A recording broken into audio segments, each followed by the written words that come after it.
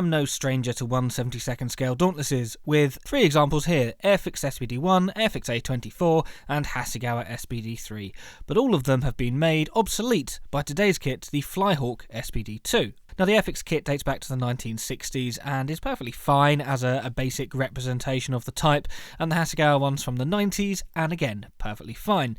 But as those who have seen my unboxing video will know, I could not resist buying a pair of these beautiful Flyhawk SBDs, which are currently not available here in the UK, so mine were purchased from eBay, and today's video will look at the building of the first of those, the SBD-2. Check out that video to see what comes inside the box, including post-it notes, a poster, and some wheels. And if you're new here, don't forget to hit subscribe, notification bell if you want to be notified of when a video goes live, like the video, leave a comment, all of the usual stuff there. But for now, let's go and take a look at what happened when I built this Flyhawk SBD-2.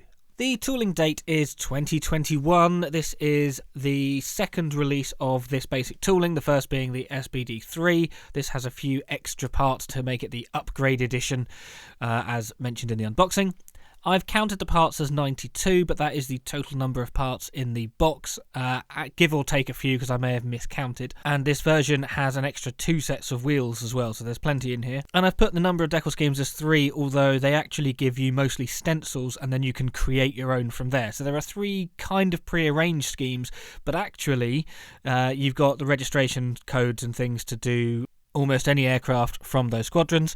And the RRP, I paid £20.80 for it. Like I've said, it's not available in the UK, and as such this is just a price from eBay, so may vary. The cockpit detail is very nice, with every surface that is visible having some sort of texture. The floor piece here, as you see, has kind of a corrugated feel to it. You also have these 2 control sticks. It's the main controls for the pilot, but the gunner, I believe, had basic controls should they need to bank the plane for any reason. And these parts are very finely moulded and glued onto the floor. Now, this is the first time I've made a Flyhawk kit, so I was being particularly careful at every stage, dry fitting more than usual, just making sure everything is right, because you never know. Just because a kit looks well engineered doesn't mean that it is. I assure you, you don't need to worry about things like that. It is beautiful. And there's plenty of sidewall detail on here as well, not just the framework texture that you can see, but also the various components inside, various radio boxes and what have you. There's kind of a satisfying feeling with these, because a lot of the time the framework has been removed underneath these parts. So when you're moving it to find where the holes are, it just clicks in place. Obviously you need glue, it's not a snap together kit or anything, but it just clicks and lets you know that it is there, and it is very satisfying indeed. The instructions are a little unusual in that for this particular version of the SBD, all of the interior painting instructions are separate. They're at the bottom of the instructions rather than at the part where you assemble them. Still, they are very detailed, and I was following them as best I could, starting with the interior green, which is just standard American interior green, and then picking various bits out in the various other colours like black, red and brown as per the instruction. We also have a reasonable number of decals for the various instruments as well. Not for every part, but for a lot of parts. You can see one of the decals here, and then this second man's radio equipment also has a lot of decals, and they are very, very tiny, but they are perfectly shaped, perfectly sized, and the instrument panel as well looks very, very nice. All of this, like I say, is from the instructions. Now, everything is given a wash of the Citadel Colours Basilisk's Anus Grey, or whatever you want to call it. This just helps to bring out that detail, add a little bit of texture, and make an overall more dynamic interior. As you will have seen from the introduction, I have completed this with its canopy open, so I feel that this step is absolutely necessary. With the canopy closed, because the glazing is very clear and it is quite a long canopy, then you probably would want to do this either way. Not as necessary if the canopy remains closed. And this is what it looks like once all of those various interior elements have come together, and I genuinely think this is one of the nicest out-of-the-box 1/72nd scale interiors I have ever seen. Definitely one of those kits that it almost feels bad to be gluing the fuselage halves together and shutting this away from the world. But now we need to talk about ejection pins. Look at the state of this, the inside of the wing, and it is every component as well that suffers from this. And the bottom of the cockpit is what connects to the wings, and I've had to cut those off, but you notice these 3 lugs here, or two holes, 1 pin. These will interface with the same sort of thing on the lower surface of the bottom wing. That is how the whole thing sits together. But just to get access to those, you have to cut off this huge amount of plastic. And you can see here now you've only got those 3 pins up rather than this mountain of ejection pins getting in the way. Whilst this kit has overall been beautifully engineered, it is a constant issue that we're on all of the parts, along with the fact that the plastic is incredibly thin and in some cases had broken. You may have already noticed that the starboard side fuselage did not have the same bulkhead that goes between the pilot and rear gunner. This had snapped off and was in the box, and at some point prior to now I had re-glued it, because now we've moved on to the wings, and you can see there it is all connected nicely. The wings should go on after the fuselage does. So fuselage goes onto the bottom of the wing, then the top halves of the wing sit on top of that. I made the mistake of putting the starboard wing top on first, which doesn't work because you need to then slide the fuselage around and get it to locate in with those pins that I mentioned earlier. So follow the instructions and do it this way, which is correct. I say follow the instructions, they're a bit vague. And now we're in a position to really bring the rest of the aircraft together. So we have the horizontal stabilizers, which come in 2 parts each side. I don't know if it's possible to get them in the wrong place. I tend to glue the port side and then leave it facing the direction of the plane, if that makes sense. So if I've got the nose facing right to left, then I'll put the port one on my near side and then the starboard one on the off side. That's just how I've always done them. I do like it when a model is designed so that you cannot physically get them in the wrong place. I should have checked if that was the case here, but I didn't. Not that it was a problem for me, of course, because just like with every step of this build, the fit was absolutely perfect. We then just have the final piece on the nose, which is where the bomb aiming sight and the windscreen are mounted to, before we move on to the part which is probably a mistake on my part, not on behalf of the kit. So the dive brakes can be modelled open, and if they are being modelled open, you have 4 mounting brackets, 1 on each side, and then there's 1 each in the middle section of the wing as well. You then stick the dive brakes top and bottom to this. I glued them in at this stage, and they're incredibly fragile. Because the plastic is so thin, it's very, very easy to break things like this. What I probably should have done is leave it and glue them on after I'd been painting, because you'll probably see in the end result that a lot of these little tabs are broken.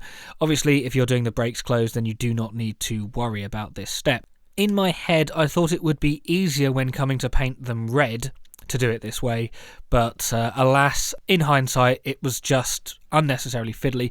Also, the instructions, common theme here, whilst they do show you what to do, they are somewhat open to interpretation, and you should just really be careful to make sure you get them definitely the right way round, but they can only fit one way round, so it shouldn't be an issue.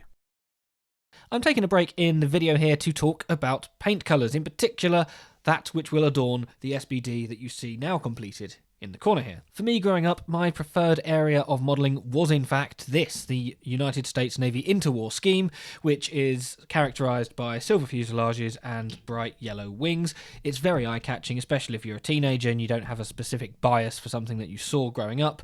It was very much a look at this incredibly colourful plane and then making more for it. So I like, personally, to look up what things mean, why the colours are what they are, especially when it's something as eye-catching as this, but I realise that many people will not. But in this case, it's a fantastic demonstration in identifying aircraft from pretty much any distance that you're likely to see them. So here we have 4 kits. We've got the new Flyhawk SBD, we've got a Hobby Boss Wildcat, a Hasegawa Buffalo, and an old Airfix Devastator. They are all in the same colour, but of course you can see that they are bright.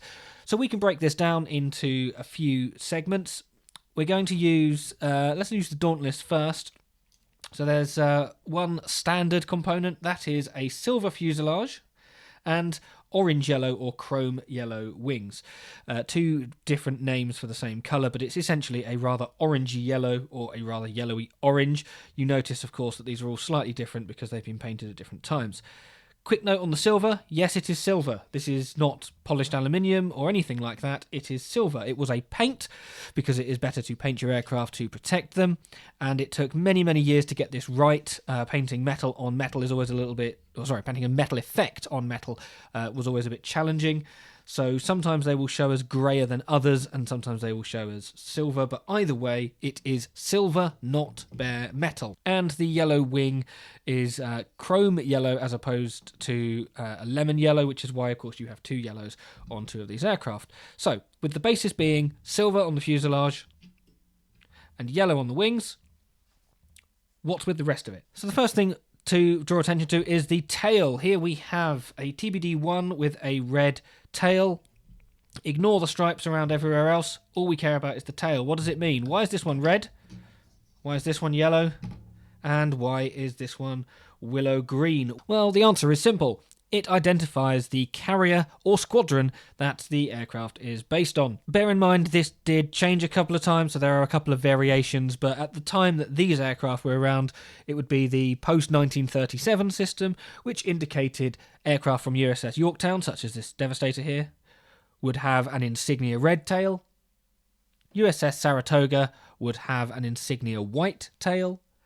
USS Ranger would have willow green, such as this Wildcat here. Aircraft from USS Lexington would have lemon yellow, like the Dauntless and Buffalo. And not represented here are USS Enterprise, which would be intermediate blue, which I have, sorry, not intermediate blue, true blue, that I have from Hataka here to give you an example of the colour.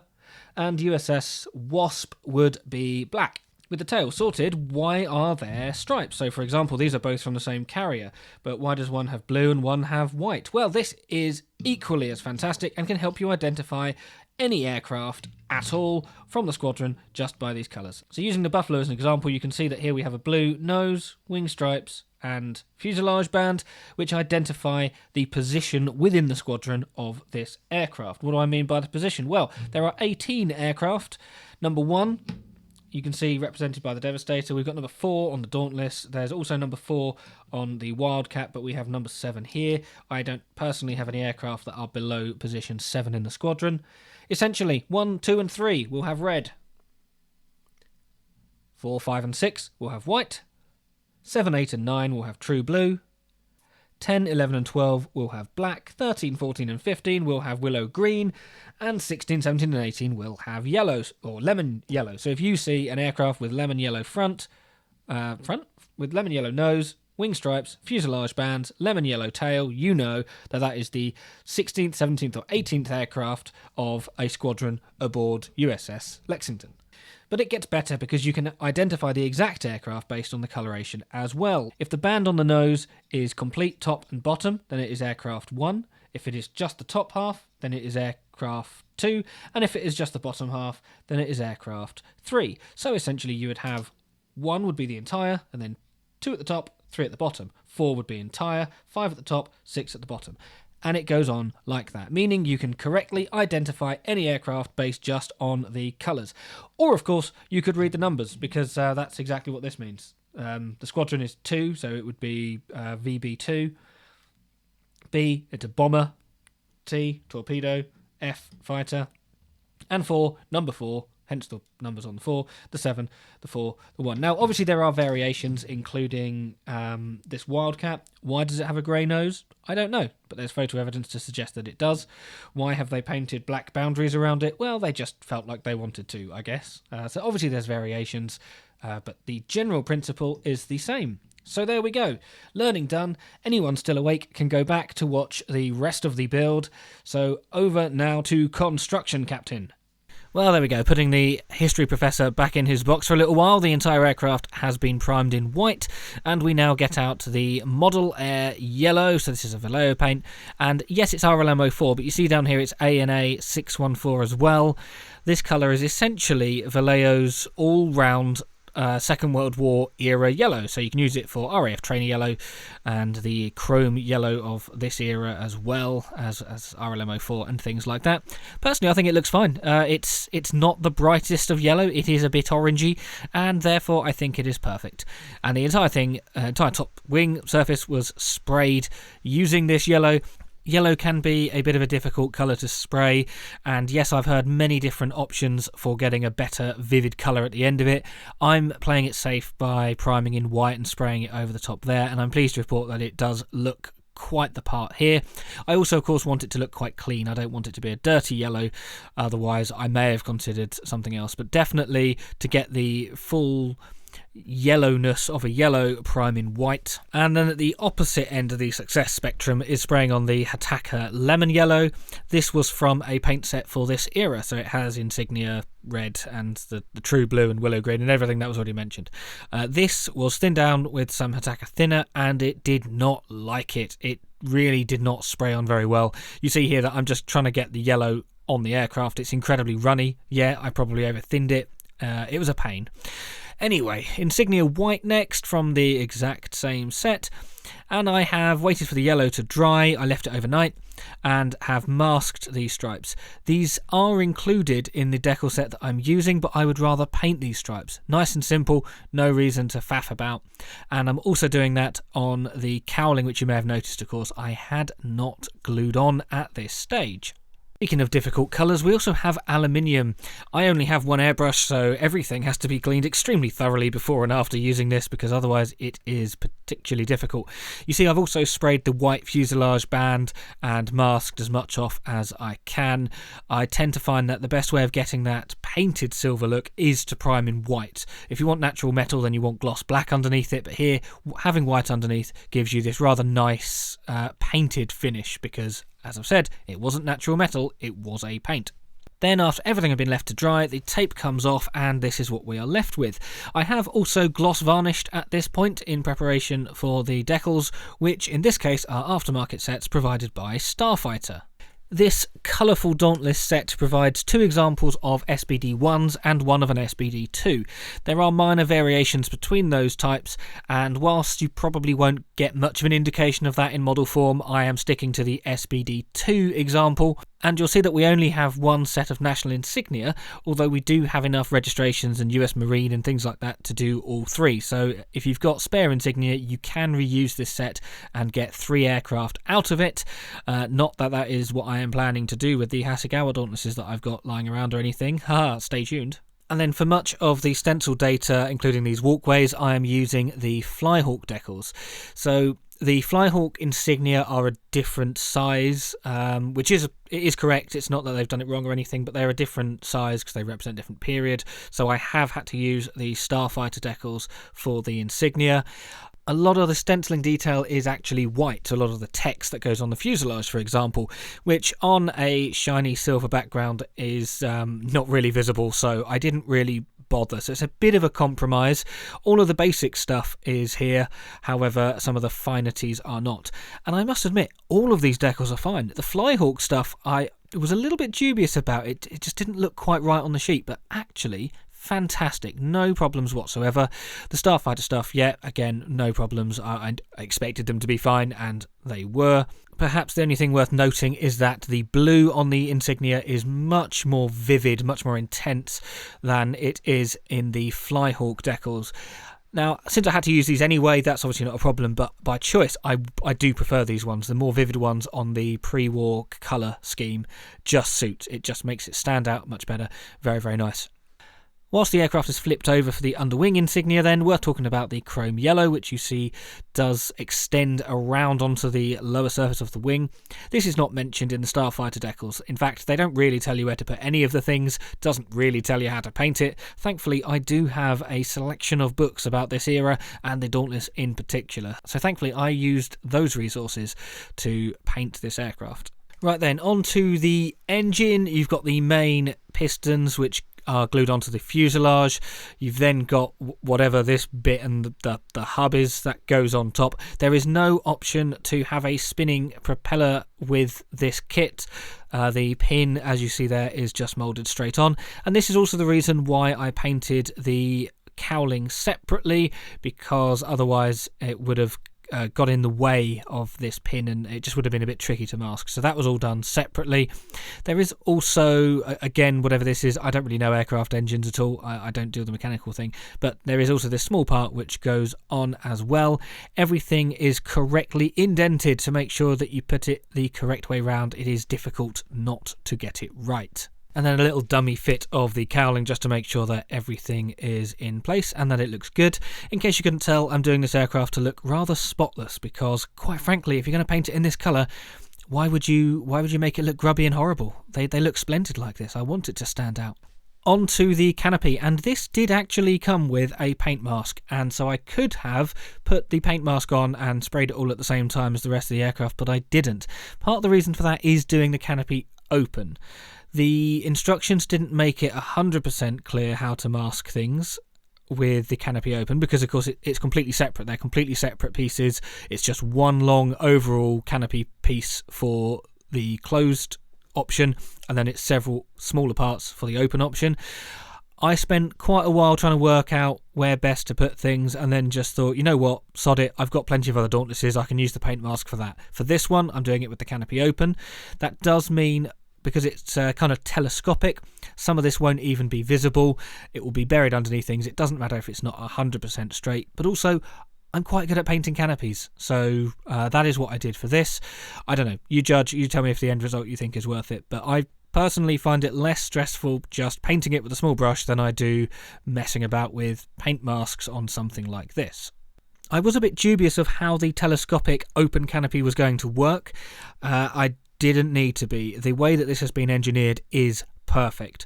You have the end piece that goes in first, and it doesn't really have anywhere to sit. There are a couple of grooves, but it doesn't really fit on those, but it sort of just stays in there, dab of glue.